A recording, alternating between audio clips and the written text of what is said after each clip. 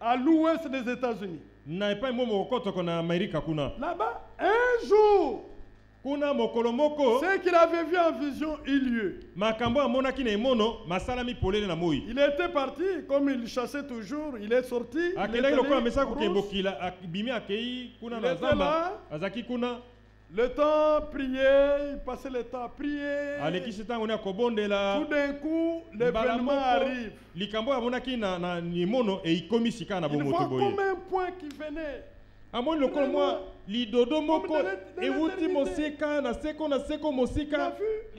venait, il regarde, il voit que c'était des êtres angéliques, des anges. Ils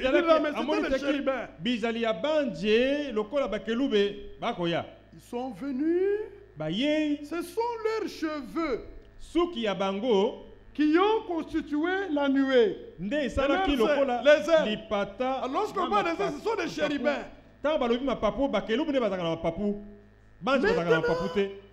Une puissance l'a tiré de la terre, l'a pris de la terre. Il l'a fait entrer dans la nuée. Réveille la sœur là. La sœur, ne dors pas. Mets-toi debout si tu as sommeil.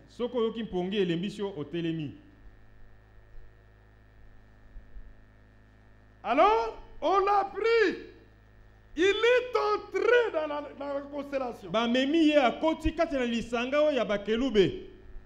Il a vu 7 anges. Mais il y avait un ange qui avait un aspect redoutable. C'était le 7e ange. Il l'a regardé. Il était étonné. Il était différent des autres. Il a regardé. Une seule voix est sortie. Une seule voix qui lui a dit, rentre à Jeffersonville. Le temps est arrivé pour ouvrir les livres célestes. On a remis le feu banal. Et pendant que ça s'est passé, il y a eu ce grondement-là, cette explosion-là cette fois. Mais maintenant ils disent c'est quand il est allé dans la constellation là qu'il a eu la révélation de tonnerre. Non. Dans la constellation, c'était l'ordre de lui donner d'aller à Jeffersonville pour recevoir la révélation de ses sons.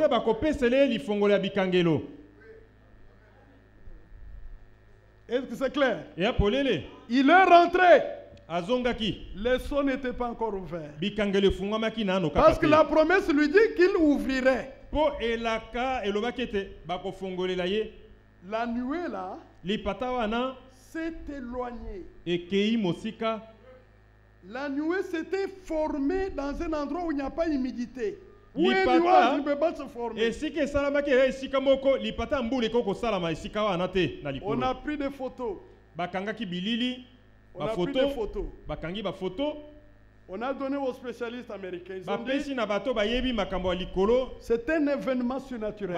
Parce que là où se trouve la nuée,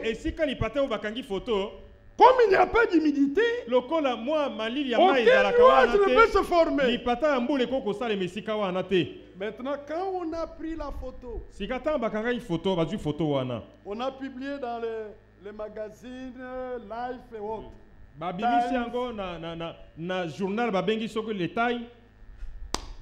Le feu Branham reçoit la photo. On lui envoie la photo. Il a envoyé la photo. Pendant qu'il avait la photo en main, il entend la voix du Seigneur toujours à droite. Retourne la photo vers la droite. Kamata photo wana balisa ngo nanga moloboko mobali tanga balisi photo boyatali l'image du Seigneur. Et bimisi elongi ya kolo. Quand il y a eu cet événement, les frères tonnéristes disent, voilà, Jésus devait revenir, non?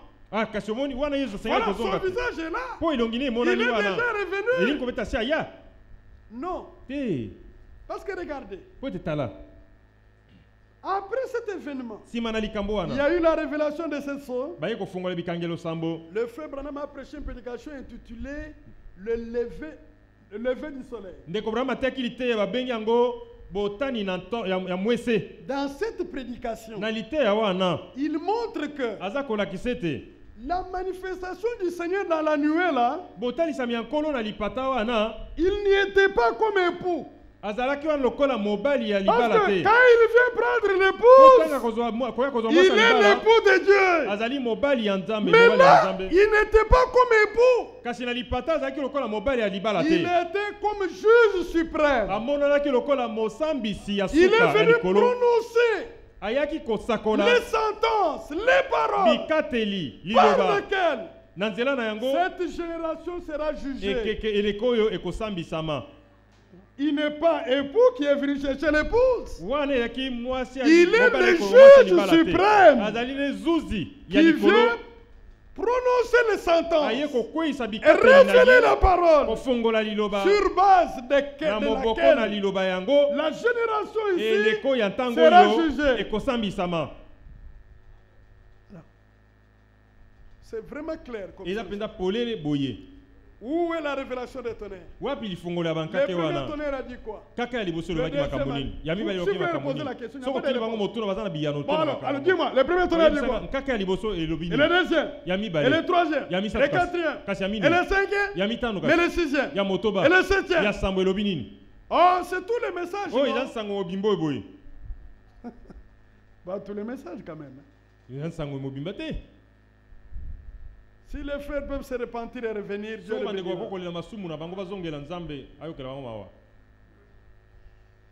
De deux, comment Jésus pouvait venir le 28 février 1963 le 28 février 1963 avant même l'ouverture de cette sceau? Parce qu'avec la révélation, l'ouverture de cette sceau et la révélation du plan de la rédemption à l'église, que l'église devait se préparer pour rencontrer le Seigneur. Mais le 28 février 63, mais le son n'était pas encore brisé. L'église n'avait pas encore le message pour se préparer. Et l'église ne s'était pas encore préparée. Et comment le Seigneur pouvait venir dans cet état-là? En 1963, le 28 février, le frère Branham a reçu l'ordre d'aller à Jeffersonville. Quand il est allé à Jeffersonville, a commencé l'ouverture des sceaux. Chaque jour, l'ange du Seigneur venait lui dire les choses qu'il devait communiquer à l'église. Alléluia. Amen. C'est ça. C'est ça. Mais maintenant ici, pour terminer la question, je pense que c'est la dernière. C'est vraiment la dernière. Non, non, non. Il y a un autre, quelque chose. Dès quelle heure?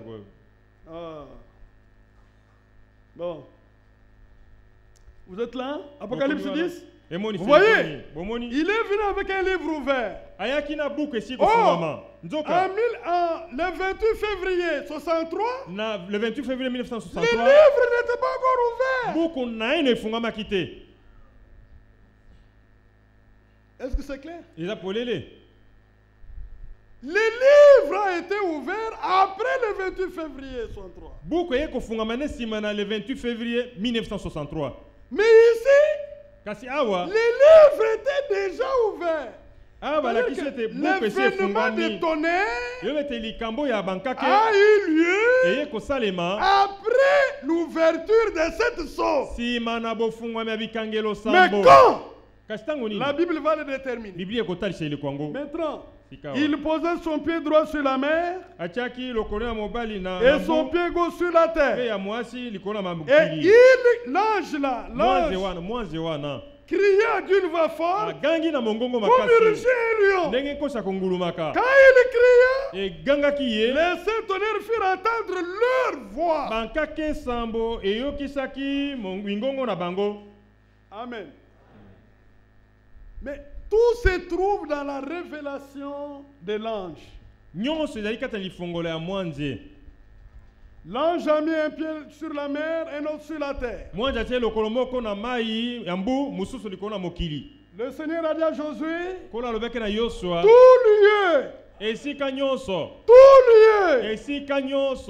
qui fera quoi? Qui foulera tes pieds? Moi je te le donne. Ici le Seigneur, il pose un peu sur la main sur la terre comme propriétaire légal. Il a racheté, il peut réclamer. Alors, il cria, c'est le Seigneur qui cria comme rugit un lion. Ah. Le problème c'est celui-là. Alors si c'est le lion qui rugit, il est le lion de la tribu de Juda. Il est le roi d'Israël. Il se révèle à Israël comme le lion de la tribu de Juda. Mais à l'église, il est l'agneau de Dieu. Voilà le contexte de tonnerre. Le contexte du tonnerre, c'est lorsque le Seigneur, comme le lion de la tribu de Juda, descendra du ciel en tant que l'âge de l'alliance, mettant son pied droit sur la terre, l'autre sur la mer. Il va crier comme lion, et les tonnerres feront entendre leur voix. Ça se fera quand? À la fin de la première moitié de 76e semaine de Daniel. Selon la prophétie, Amos, Osée, Joël, les lions, le Seigneur rugit comme un lion à Jérusalem. Ce n'est pas à Jeffersonville. Ce n'est pas où les tonnerres feront entendre leur voix. C'est à Jérusalem. Et le Seigneur se fera connaître à Israël. Le 144 000 seront scellés. C'est dans ce cadre-là que les sept tonnerres feront entendre leur voix. Parce que les tonnerres, c'est la voix de Dieu. Le Seigneur parlera à Israël. Dieu parlera à Israël en ces temps-là. C'est pourquoi dans la prédication, le 7e sceau, le frère Branham fait une déclaration. Il dit que le Seigneur lui a dit que personne ne connaîtra rien au sujet de ces tonnerres d'Apocalypse 10. Ni personne ne connaîtra l'heure du retour du Seigneur. Gloire à Dieu. Il a dit, d'après ce qu'il m'a dit, c'est ainsi dit le Seigneur. Et quand c'est ainsi dit le Seigneur, c'est l'absolu. Alors, pour nous ici, ici, les tonnerres, c'est pour Israël. Amen. Si vous voulez vous en convaincre, prenez la prédication, la fête des trompettes. Le frère Branham parle, il dit, je m'apprêtais à prêcher sur les sept tonnerres d'Apocalypse 10, sur les fléaux, sur les coupes. Mais le Seigneur m'a dit que ne prêche pas sur ces choses, car ce serait pour Israël.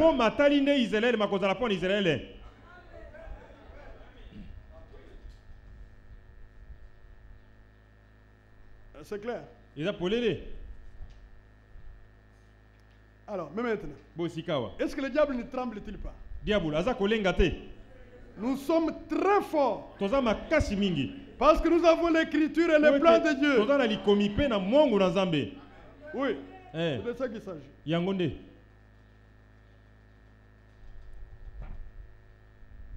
Bon, maintenant, Sikawa. dans peu de mots, la succession des événements après l'enlèvement jusqu'à ce que le temps débouille dans l'éternité. Si on avait un tableau, on aurait écrit. Je vais essayer d'aller rapidement. Si le Seigneur le veut, on reviendra. Remarquez, le Seigneur est né. Réveille la soeur là. Non, pas ici. Avec tes lunettes là, il faut enlever. Comme ça, je vais te voir quand tu fermes les yeux. Oh là là. Alléluia. Le Seigneur est né. Il est né dans le but de racheter le peuple de Dieu par son sang.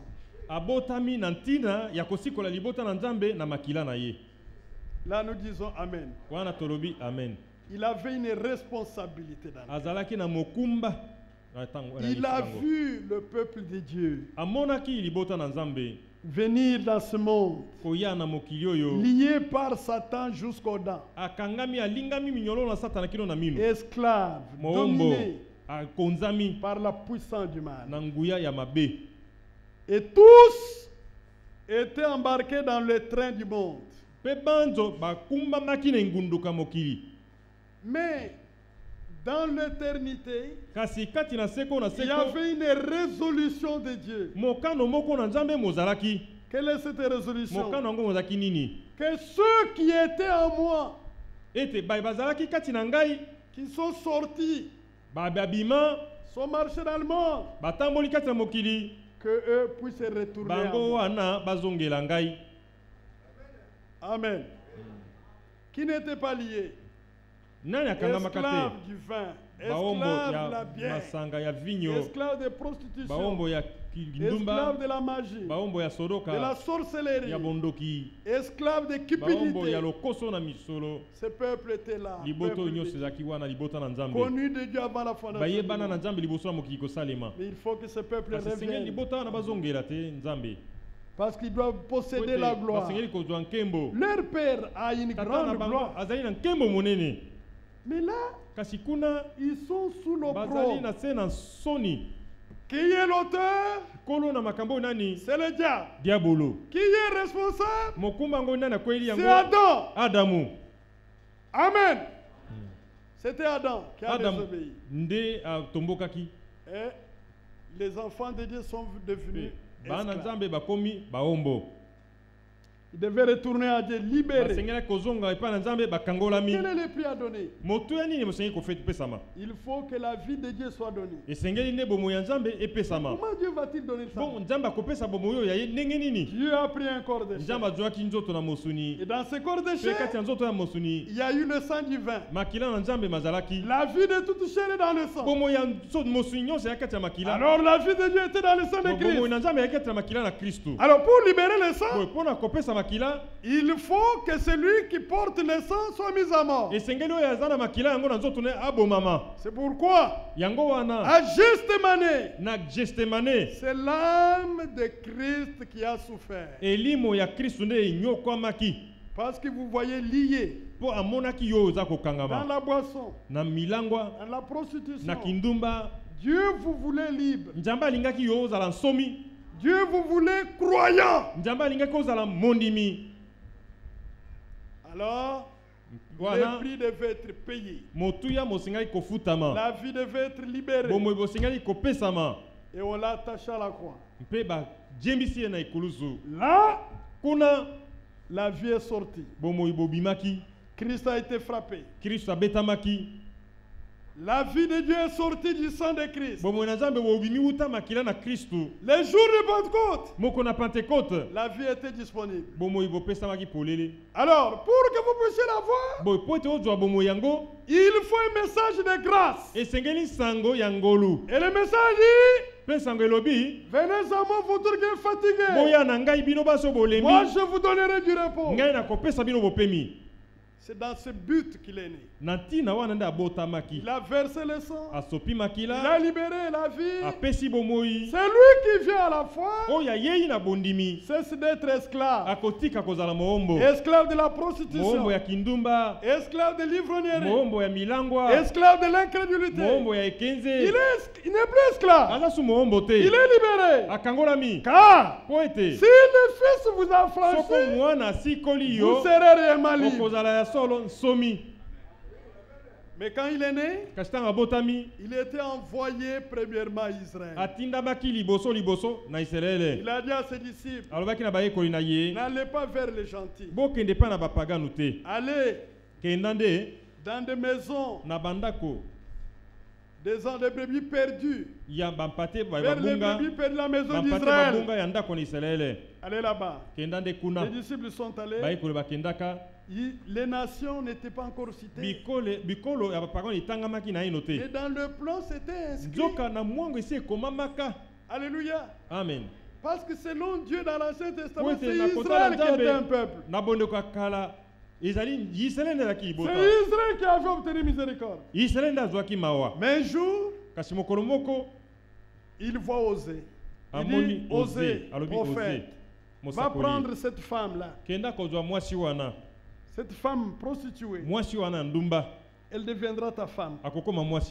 Mais cette femme-là, tu auras des enfants avec elle. Le prophète a trouvé que c'était abominable. Un prophète représentant Dieu, il puisse aller prendre une prostituée pour avoir des enfants. C'était le plan de Dieu. C'était la grâce qui était annoncée. Le prophète a obéi. Il a pris une prostituée. Il l'a eu dans sa maison. Il est allé avec. Il a eu un enfant. C'est un garçon. On lui a donné le nom de Lorushima. Après, elle fut grosse. Elle enfanta une fille. On donne le nom de Gisraël. Encore un enfant. On donne le nom de Loami. Lorushima veut dire c'est lui qui n'a pas obtenu miséricorde. Loami veut dire c'est lui qui n'est pas le peuple de Dieu. Alors au chapitre 2 d'Osée, le Seigneur vient. Il dit à Osée, le temps vient. Lorushima sera Rushama. Mais Loami sera ami. C'est que celle qui n'avait pas obtenu miséricorde obtiendra miséricorde. Celle qui n'était pas appelée peuple de Dieu sera appelée peuple de Dieu. Quand Dieu parlait à Israël, il a fait la pensée sur l'église. Alors Pierre prend la conclusion du plan. Dans Pierre, il dit cette parole glorieuse. Nous sommes dans Pierre. 1 Pierre 2. Il dit, verset 7 d'abord. L'honneur est donc pour vous qui croyez. Mais pour les incrédules, la pierre qu'ont rejeté ceux qui bâtissaient est devenue la principale de l'âme. Et une pierre d'achoppement. Et un rocher de scandale. Ils sièrent pour n'avoir pas cru à la parole. Et c'est à cela qu'ils sont destinés. Vous, au contraire, vous êtes une race élue, un sacerdoce royal, une nation sainte, un peuple acquis, afin que vous annonciez les vertus de celui qui vous a appelé des ténèbres sur l'admirable lumière. Alors verset 10, vous qui autrefois n'étiez pas un peuple et qui maintenant Jésus-Christ, vous êtes peuple de Dieu. Vous qui n'aviez pas obtenu miséricorde et qui maintenant avez obtenu miséricorde. Que le nom du Seigneur soit loué. La prophétie d'Osée s'est accomplie. Le Rukama est devenu Rukama. L'Oami est devenu Ami. Nous sommes peuple de Dieu par la foi en Jésus-Christ. Toutes les promesses qu'Israël portait, nous les portons aussi en tant que peuple de Dieu. On me mettra à écouter une promesse. À mon nom, vous chasserez les démons. Dans cette église, maintenant, au nom de Jésus, s'il y a un démon qui vous tourmente, vous pouvez le chasser au nom du Seigneur. Les démons peut partir. Vous imposerez les mots malades. Les malades seront guéris. C'est une réalité. Car vous êtes peuple de Dieu. Vous portez les promesses de Dieu. Maintenant, il est mort à Golgotha. On l'a enterré. Il est ressuscité. Il est monté au ciel. Avant de monter au ciel, il a dit, allez, prêchez la bonne nouvelle à toutes les nations, toute la création. C'est lui qui croira et qui sera baptisé, il sera sauvé. Amen.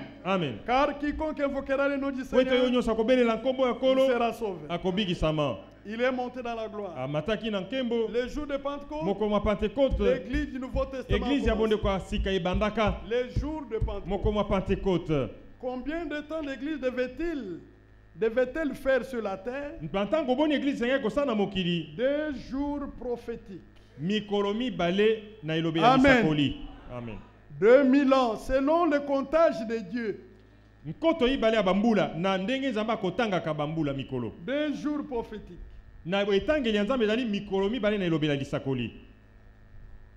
Lorsque ce jour, bientôt, le dernier jour du séjour de l'église sur la terre, lorsque ce jour aura lieu, l'époux sera enlevé. Croyez-vous en cela? Jésus ne mettra plus le pied sur la terre comme à la première venue. Il va rester dans le désert. Les morts en Christ resteront premièrement. Nous serons changés et nous irons à la rencontre du Seigneur. Nous allons pour la fête du mariage de l'année. Jésus doit se marier. Il a une fiancée.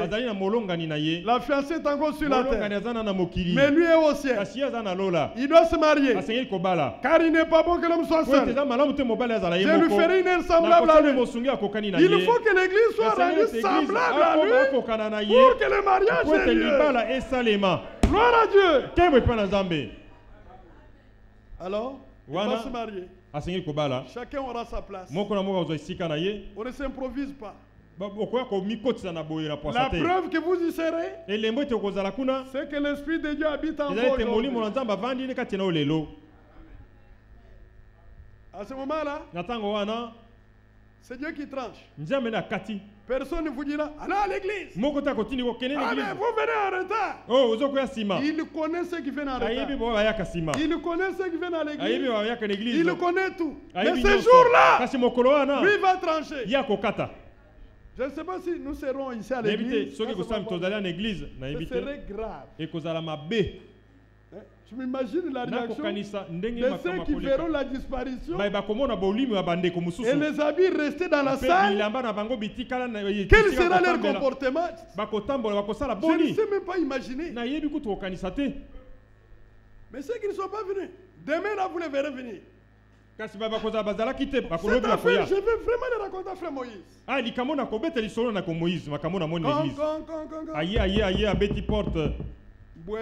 Et l'autre côté, Moutazate.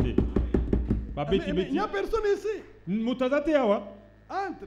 Kotate. Puis mon bureau. Zoa bureau kwa bureau nangai. Part. Kende na yo. Moi. Ngai. Je n'ai plus part à la vie des hommes. Nazasuna libulate na bobo ya batu. Je pars à la vie de Dieu. Na sangani na bomo ya Nzambe. Je ne suis pas là. Nazawa anate. C'est ça, il ici. Ce que ça mine ah to komona polele na koral nani akokende nani akotikala. Nous verrons dans la salle qui est là nego to vandi banani bakei bana batikali. Tout le monde peut être là. La Sainte Seine batu pa koko. Admettons qu'il se fait pendant la Sainte Seine. Bon, on verra qui était prêt ou qui n'était pas prêt. Ce serait compliqué. Vraiment compliqué. Mais une chose est vraie. Les ennemis partiront. Nous partons. La noce de l'agneau. Jésus est avec nous. 3 ans et demi. On passera le temps à les contempler. C'est lui que j'ai aimé sans l'avoir vu. Je l'aime encore, je crois en lui. Mais je ne l'ai pas encore vu. Il y a une promesse qui me plaît, qui me console. Que lorsqu'il paraîtra, je le verrai tel quand je serai semblable à lui. Je crois de tout mon cœur. Il en sera ainsi. On est avec lui 3 ans et demi. Dans une grande fête au ciel. Le diable est précipité sur la terre. Il va s'incarner dans le pape. Le pape sera appelé la bête. Il aura le monde politique, le monde économique, le monde financier dans sa main. L'épouse est dans la gloire. Amen. Amen. Mais pendant ce temps-là, immédiatement que l'enlèvement ait lieu, la conclusion du contrat, accord de paix, selon Daniel 9, a eu lieu pour 7 ans. Il y a des négociations maintenant. Le pape interviendra en dernière position pour obtenir des Arabes, des Palestiniens, que Israël ait l'opportunité de rebâtir le 3e temple. La fondation n'est pas encore touchée, elle est là. Elle est à 50 mètres de la mosquée d'Omar.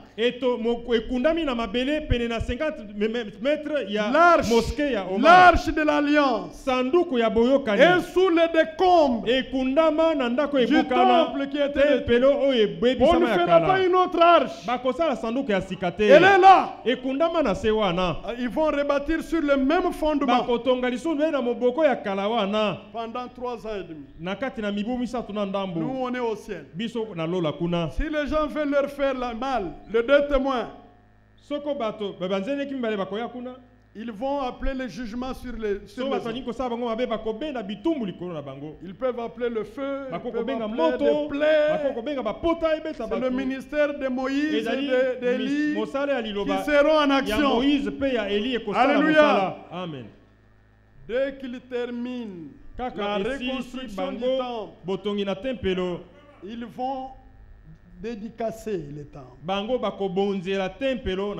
Alors ils vont appeler le pape. Le pape va entrer dans le temple de l'Éternel. Il va entrer avec une canne, comme un prince. Il va s'asseoir là même où on proclamait le Torah. On va lui demander de prêcher. Il va parler, annoncer la foi catholique à Israël. Et pendant ce moment-là, le Seigneur descend comme l'ange de l'Alliance. Il nous laisse au ciel. Il descend comme l'ange de l'Alliance pour se faire connaître à 144 000. Son apparition va faire un éclat que le faux prophète Le pape sera dévoilé comme faux Christ. Il va sortir du temple animé de colère contre les 144 000. Pendant ce temps-là, les 7 tonnerres feront entendre leur voix. Comme les 144 000 ont été scellés. Le Seigneur monte dans la gloire avec les dernières prières des 144 000. Les trônes de grâce se changent en trône de jugement. La grande tribulation commence sur la terre. Les coupes, les fléaux sur la terre. Nous on est au ciel. Il est venu nous rejoindre. Après s'être révélé au 144 000, il est remonté. On est encore avec lui pendant 3 ans et demi. Alors, il y a la grande tribulation. Pendant 7 ans, les rois du Nord s'élèvent. La Russie devant la Chine, l'Inde, le Pakistan, l'Afghanistan, la Libye, l'Éthiopie, Inde, Libye, Éthiopie, balandi bache molongo sima na Russia va tarir. Et balena Efrati ko kauka. Le roi du Nord passera avec ses troupes par l'Euphrate pour venir attaquer Jérusalem. C'est la guerre d'Armageddon. Alléluia. Amen. On est déjà vers la fin de la 3 ans et demi. Ils entrent dans la ville de Jérusalem. Il tue, il pille. Pendant qu'on fait cela, le Seigneur nous laisse au ciel. Il descend pour combattre les ennemis d'Israël et se venger de ses ennemis. Alléluia. Amen. Alors à Bruxelles, un frère a sorti une doctrine disant: quand le Seigneur descend pour la guerre d'Armageddon, l'épouse sera avec lui. Maintenant, frère Franck répond: qui avez-vous vu allant à la guerre avec sa femme?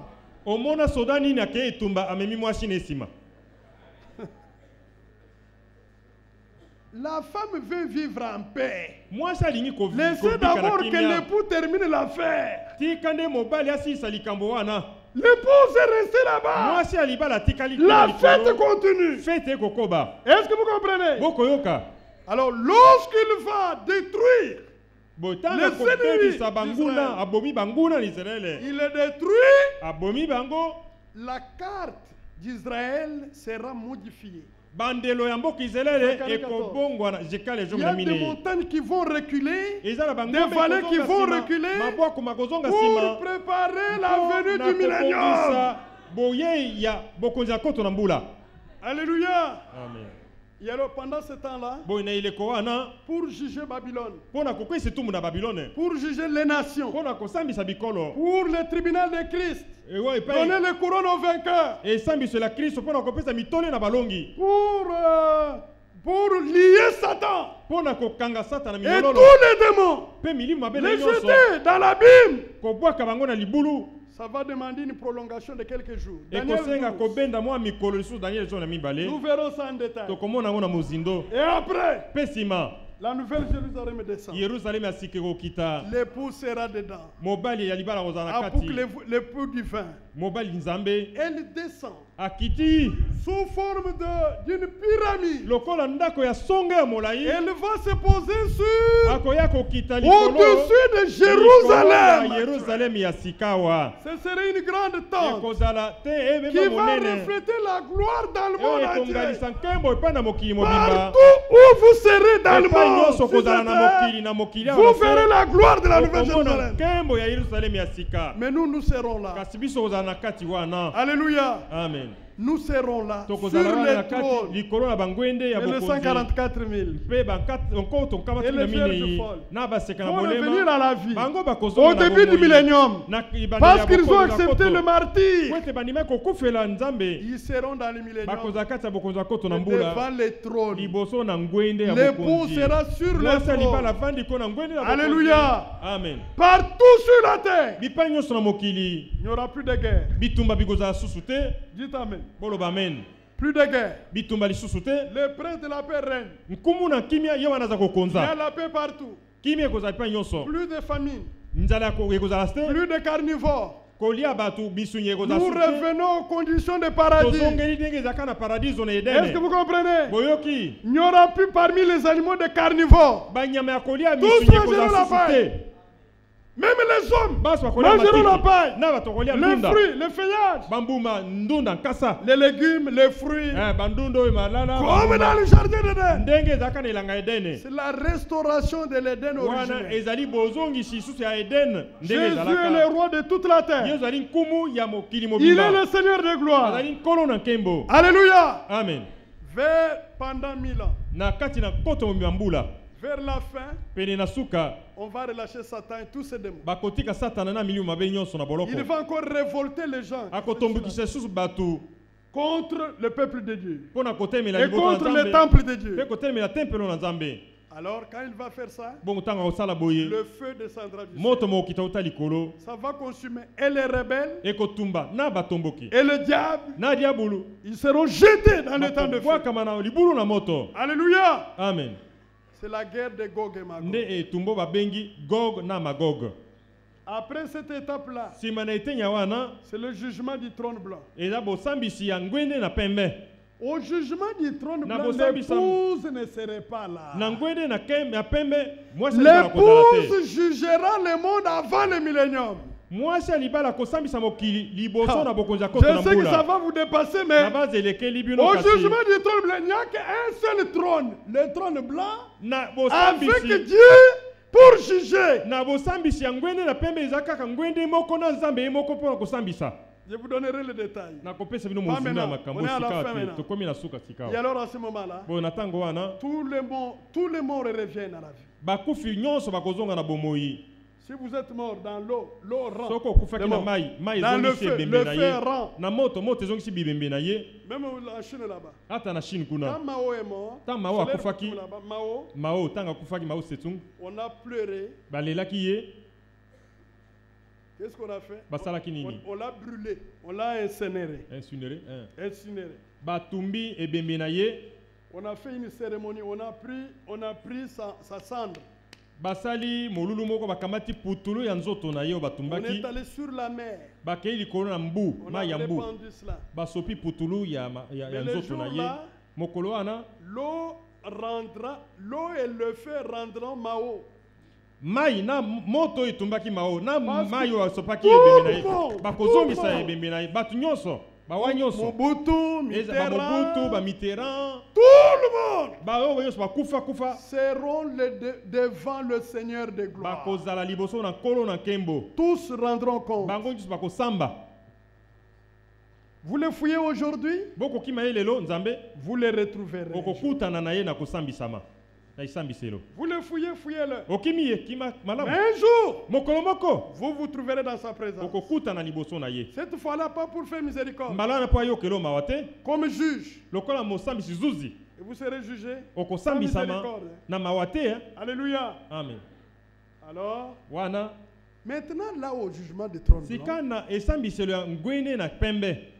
les appelés qui étaient sauvés tout au long des âges, ils sont restés au paradis. Quand tout ceci a eu lieu, ils sont toujours là. Ils reviendront aussi pour qu'ils entrent dans l'éternité à partir du trône blanc. C'est pourquoi Apocalypse 20, quand le Seigneur a sorti les livres pour juger, on a sorti beaucoup de livres.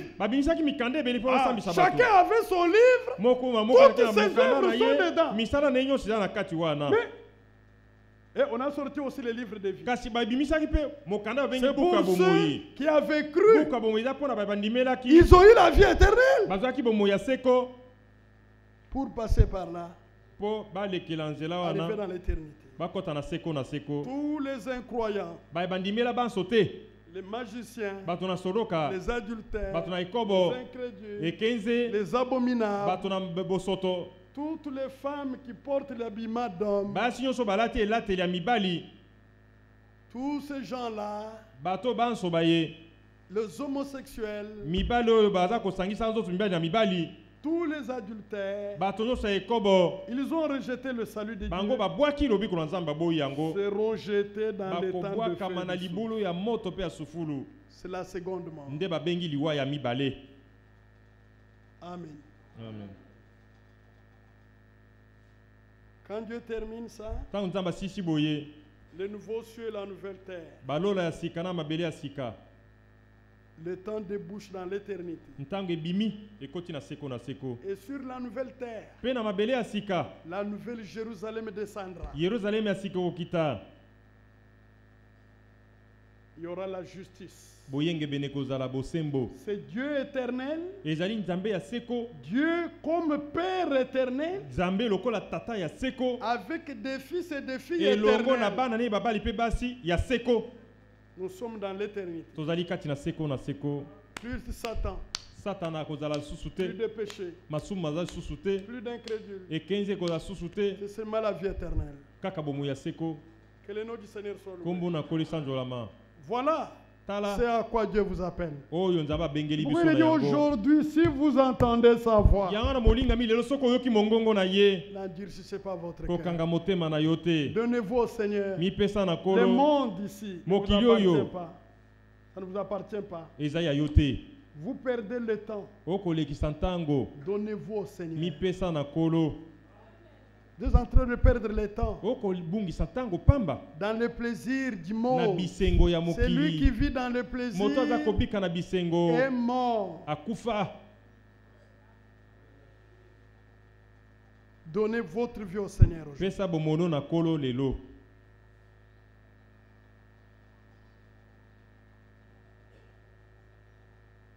Y a-t-il quelque chose qui est comme un lien avec vous? Vous n'avez pas besoin d'accepter cela. Quelque chose qui est comme un lien.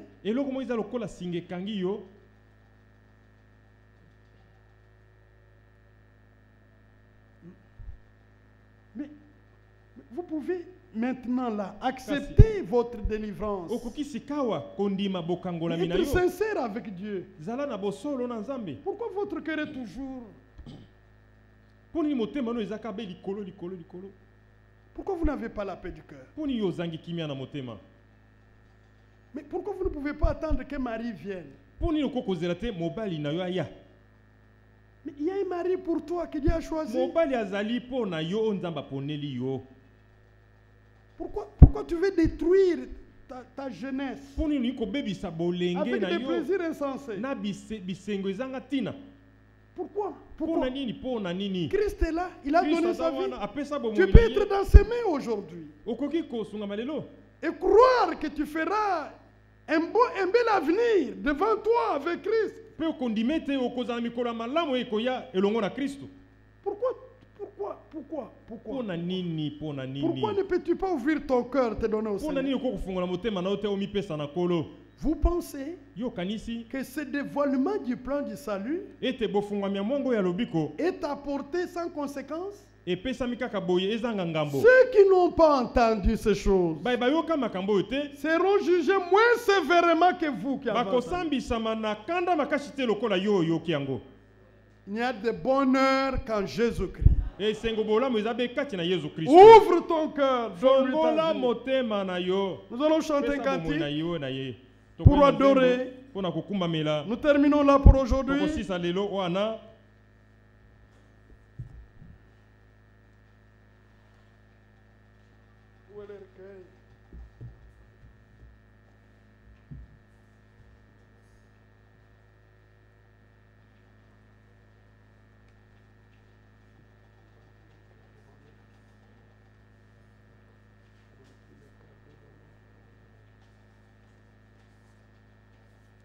qui n'avez pas la paix.